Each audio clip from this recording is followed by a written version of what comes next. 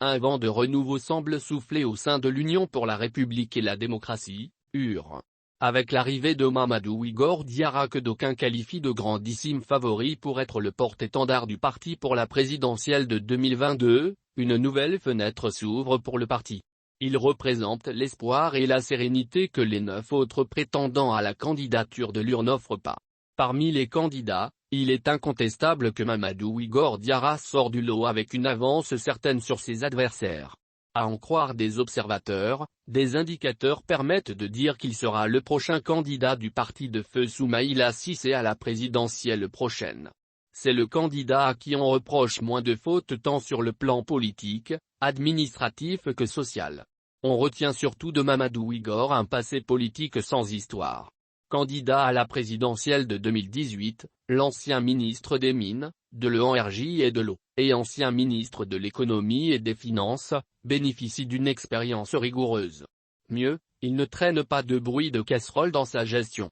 C'est tout le contraire chez la plupart de ses adversaires pour la candidature du parti à la présidentielle de 2022. De Marcala, son bercail, à Bamako, Igor jouit d'une certaine popularité au sein de l'opinion. Une de ses particularités est l'atout qu'il peut représenter pour le pays dans le contexte géopolitique actuel. Certains estiment qu'il serait le meilleur cheval parlure. S'il est retenu comme candidat du parti, il aura infailliblement le soutien des autorités actuelles qui semblent faire le choix de la Russie dont sa maman est originaire, souligne un analyste. Selon des sources proches de l'UR, le seul reproche qu'on pourrait faire à Igor est de n'avoir pas donné de consigne de vote en faveur de Soumaïla Cissé au second tour de la présidentielle de 2018. Or, il était parrainé par les Élusures pour être candidat. Pour des observateurs avisés de la scène politique malienne, on peut classer en 3 catégories les candidats à la candidature du parti de la poignée de main. Il y a de grosses pointures à cause de leur parcours politique et administratif. 5 candidats se détachent du lot dont Mamadou Igor Diarra, l'ancien Premier ministre Boubou Cissé, Medamba Traoré, ancien ministre et ancien député, Dr Madou Diallo et Abdoul Wahab Berté. À partir du 24 septembre 2021, l'UR a cessé de recevoir les dépôts de candidature auprès du secrétaire général du parti, conformément à la lettre circulaire envoyée par le premier vice-président, le professeur Salikou Sanogo. Au total, ils ont été 10 à déposer leur dossier pour devenir le prochain candidat de l'UR à la présidentielle en vue. En clair, il s'agit de choisir l'héritier politique de Soumaïla Cissé, le père fondateur et candidat naturel du parti aux élections présidentielles après la présidentielle de 2002. Il pourrait y avoir un ballottage dans l'opinion entre 5 grosses pointures susceptibles d'être retenues par le bureau exécutif national du parti de la poignée de main. Il s'agit de Mamadou Igor Diarra, Boubou Cissé, Medamba Traoré, Dr Madou Diallo et Abdoul Wahab Berté. Toutes ces figures de l'UR représentent chacune une force pouvant mobiliser des soutiens importants dans les structures du parti. Mais Mamadou Igor représente une menace sérieuse pour les autres qui voient en lui un facteur de réduction de leurs chances. Boubou Cissé, le challenger dont on entend parler le plus souvent dans les médias, peut compter sur l'argent qu'il a pu amasser lorsqu'il était aux affaires sous le président Ibk. Mais le talon d'Achille de Boubou Cissé est sa mauvaise réputation auprès de l'opinion nationale. Sur le plan administratif, l'ancien Premier ministre d'Ibk a été plusieurs fois ministre et a cumulé le portefeuille de l'économie et des finances et son fauteuil de Premier ministre.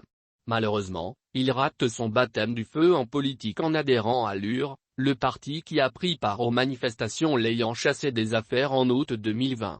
L'UR était un fer de lance de M5 RFP, le mouvement dont le slogan était la démission du régime d'Ibk. Personne n'a entendu un quelconque soutien de Boubou Cissé à l'UR, encore moins l'implication personnelle du Premier ministre qu'il était en vue de retrouver Soumaïla Cissé qui était enlevé par des hommes armés lors de la campagne pour les législatives dans le cercle de Nianfenke.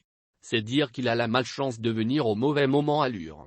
Boubou capitalise toutes les frustrations et haines contre l'ancien régime que son nouveau parti a combattu.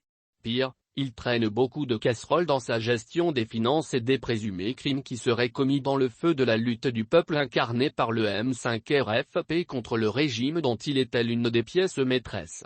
Selon certaines indiscrétions, la justice n'attend seulement que les conditions soient réunies pour lui adresser une convocation afin de répondre des faits gravissimes de détournement des deniers publics et des crimes d'assassinat. Les partisans de Boubou pourraient constituer un vivier de soutien à Mamadou Igor Diarra. En d'autres termes, ces ennuis judiciaires constituent une chance pour Mamadou Igor qui ne craint pas la concurrence de Mdamba Traoré, un autre concurrent solidement implanté au sein de l'UR pour avoir été un militant de longue date. Mdamba Traoré était proche de Soumaïla Cissé. Certains lui reprochent d'avoir contribué à mettre dos à dos Soumaïla Cissé et d'autres fondateurs du parti. Ce qui lui vaut une certaine haine. Les détracteurs du jeune avocat pensent qu'il n'a d'autres ambitions que sa propre promotion politique, la mise du parti à la disposition du plus offrant. Ainsi, ils avancent comme preuve sa récente tournée à Caille pour laquelle un candidat déclaré d'un autre mouvement politique lui aurait affrété un avion. Selon des observateurs, Mdamba Traoré capitalise les frustrations des anciens députés de l'UR qui lui vouent une certaine haine. D'ailleurs, on raconte que la plupart de ces députés sont des soutiens de Boubou Cissé. Donc, il serait difficile pour lui d'avoir la confiance de ces députés et de leurs amis au sein du bureau politique national. D'aucuns affirment que la candidature de Damba diviserait plus qu'elle ne rassemble les militants. Un autre challenger de taille, c'est Dr Madou Diallo, celui qu'on désigne sous des étiquettes de tendresse. Le diplomate du parti ne veut pas se décarcasser, selon des sources proches de l'UR. Cependant, il compte apporter du neuf au parti en voulant en être le candidat à la prochaine présidentielle. Il est, par son tempérament, sa formation et surtout les postes qu'il occupe au sein de l'administration, le moins visible sur le terrain à part quelques contacts, rapportent des analystes. Il est aussi un militant de longue date pour avoir été le président du mouvement des jeunes. Il est également l'un des proches de Soumaïla Cissé, mais son handicap serait de ne pas être très bien connu au sein du parti et dans les milieux populaires.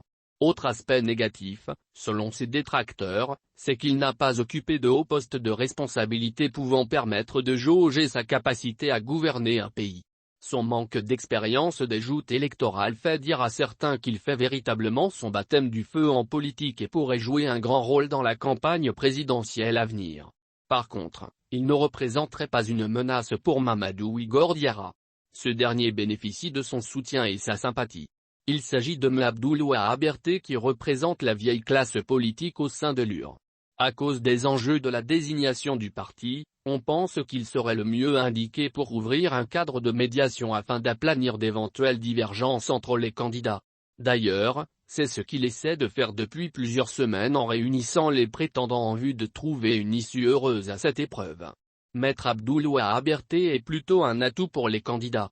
Son souhait est de rassembler afin de trouver un candidat de consensus sur la base de critères objectifs.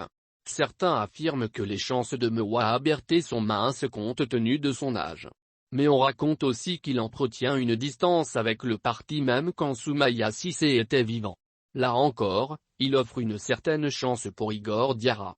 La candidature de ce dernier est beaucoup plus défendable, dit-on, que celle des autres prétendants à la candidature. Tous les regards sont donc tournés vers le bain dont les membres savent que Mamadou Igor transcende les clivages, qu'il s'ouvre à tout le monde.